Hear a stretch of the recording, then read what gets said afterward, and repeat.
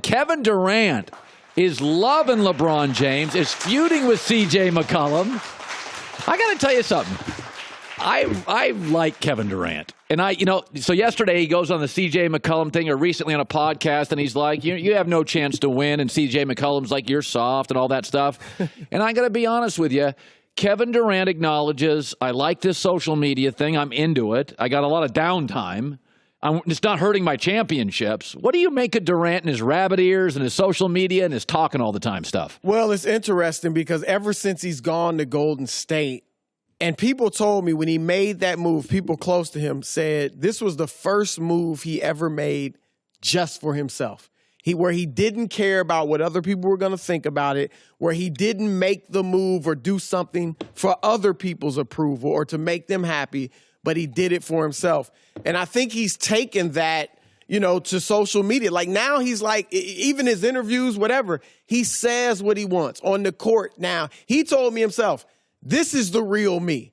The guy getting the technicals, the guy that's fiery in people's faces, talking trash. That's the real me. The guy in Oklahoma City was the phony. So the guy in Oklahoma City, he was trying to be a people pleaser. Yes. And that's like, okay, now I'm going to do... Which probably is his nature, but he knows that's not really the healthiest way to live. So to make you the happiest. So you just do what you do. When you get to a place in your life where you don't care what people think, that's a healthy place. That's freedom. That's real freedom right there.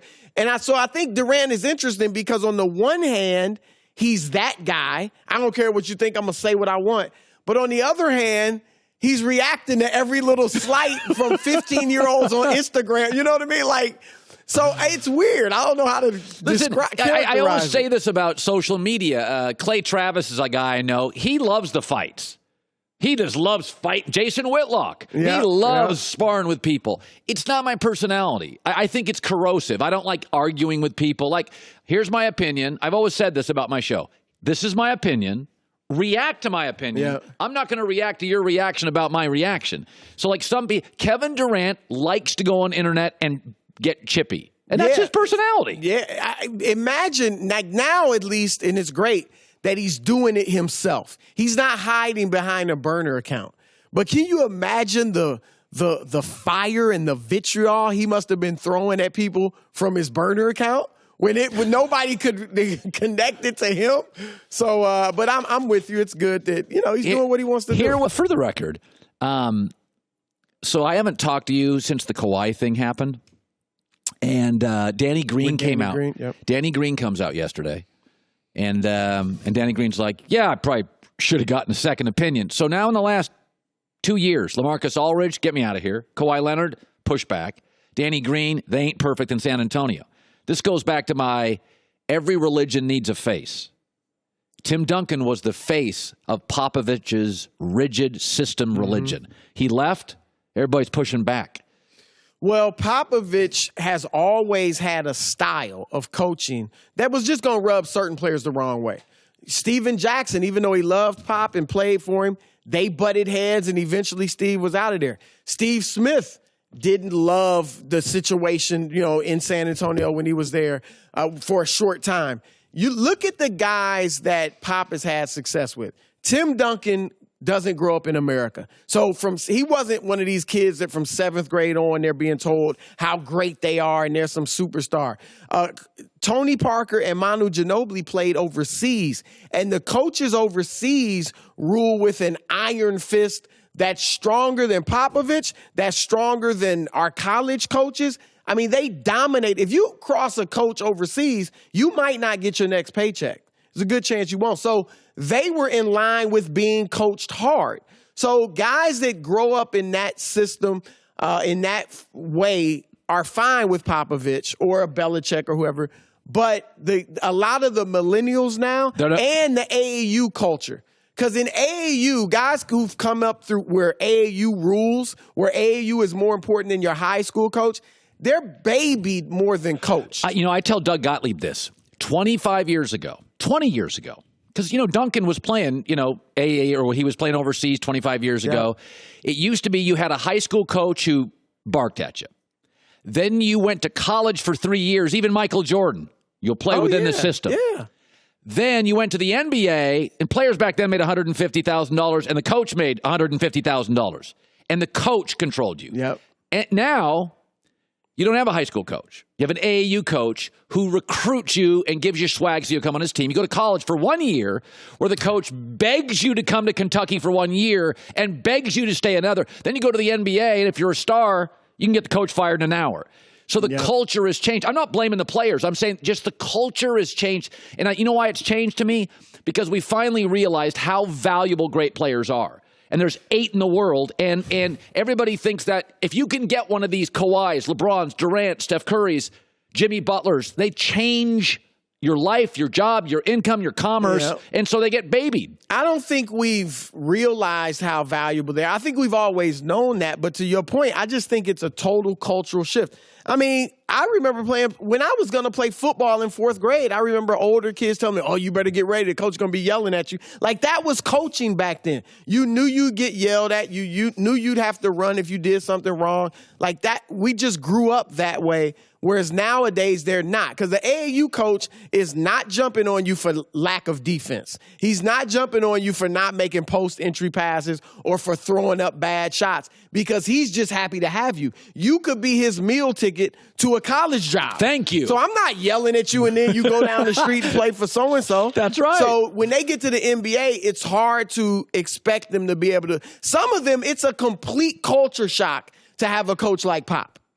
You know, our coach is going to get on you. Right. It's his way or the highway. Oh, that's, I think, with Kawhi. It's just. I do think these legendary guys. Brady sold Belichick's religion. He was the face of it. It's like Tom Cruise. And Brady wasn't. I mean, I know he was great in high school, but didn't have this fabulous career at Michigan. But even as he became a star, he was Tom Cruise to Scientology. He was the face of Belichick's religion, and now. Brady's got his own religion. It's called the Tom Brady 12 Clinic. He after that Malcolm Butler Super Bowl thing, Belichick doesn't have Tom's absolute devotion. Now, I don't think this means that Popovich's days of being successful are over. No, nor Belichick. You just have to get the right types of players, and I think they know that too. I think they felt like DeMar DeRozan was a guy that could fit into their culture. So a couple days ago, a story comes out, Kawhi Leonard loves Toronto now. And I said, time out. It's about a shoe deal. He wants to get $5 to $7 to $10 million a year for a shoe deal. The Jordan brand has said, we're not going to give you that. And so the other day, I was saying, everybody was telling me on radio and TV, Kawhi, you can't get a shoe deal. He doesn't talk. He's quiet. And I said, no. What you have to do is find a shoe that you can market to his personality. And I said his personality is quiet, under the radar, defense, black and gray. So we introduced yesterday on the show the Stealth, which is defense, under the radar, quiet, covert, secretive, black and gray. We even had a commercial yesterday for a shoe. He's the most secretive player in the NBA.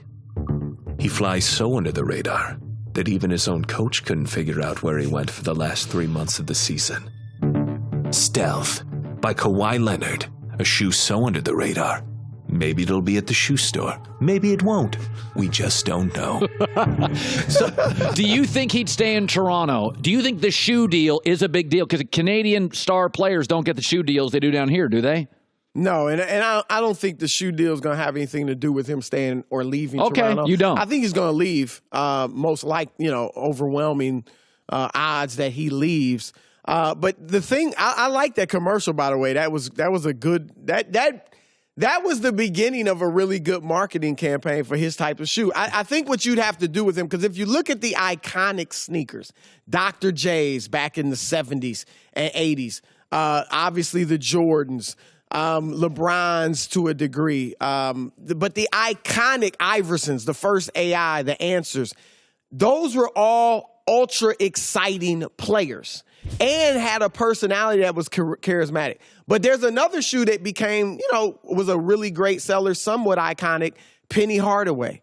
Now, his game was exciting, but his personality, he wasn't as quiet as Kawhi, but it was closer to Kawhi than it was to LeBron James. And what they do when they marketed it, they got Chris Rock to be Little Penny. Little Penny. So if you have a personality like Kawhi, you better get some type of great marketing campaign like the Stealth, or get somebody in there with charisma that can sell it. And bottom line, the shoe better look good. My shoe looked That's good. a big part of it. The shoes need to look good, at least the first few, like the Jordans, because they made some ugly Jordans. But because they were Jordans, people wanted to get them. Hi, everybody. Thanks for watching. Subscribe here to get the latest from the show. Also, be sure to check out more of the best clips from The Herd or go watch a few segments from other shows on FS1.